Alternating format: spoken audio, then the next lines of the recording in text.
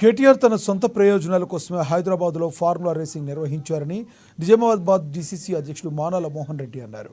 Formula season 10 race కోసం కూడా చీకటి ఒప్పందం కుదుర్చుకున్నారని పేర్కొన్నారు. సీజన్ 9లో నష్టమే తప్ప లాభం మాత్రం చేకూరలేదన్నారు. అందుకే సీజన్ 10 నిర్వహణకు కంపెనీ మొగ్గు చూపలేదన్నారు.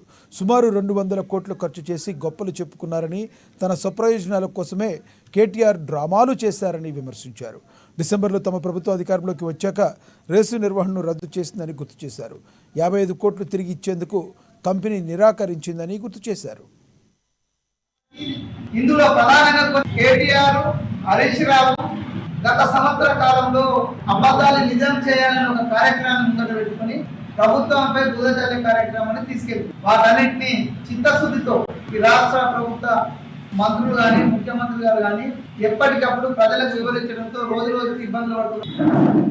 నిన్న కొన్ని చాలా సోషల్ మీడియాలో వచ్చి కేటీఆర్ నన్ను అరెస్ట్ చేస్తే పనులు సృష్టించాలా, అది చేయాలా, ఇది చేయాలా, మీ అందరు ఇల్లు కాల పెట్టుకోవాలి, ఆదాయం మన కార్యకర్తలు టీఆర్ఎస్ కార్యకర్తలు చెప్తున్నాము, మీ ఇల్లు కాకపోతే మీరు నష్టపోతుంది, కేటీఆర్ మాటని ఇల్లు కాల కొట్టుకోకూడదని ఈ సందర్భంగా విజ్ఞప్తి చేస్తుంది. కాబట్టి ఇందులో ప్రధానంగా కొన్ని విషయాలు ఏంటంటే ఫార్ములా ఈ రేస్ వివరాలకు సంబంధించి కొన్ని విషయాలు మేము చెప్పదలుచుకున్నాం.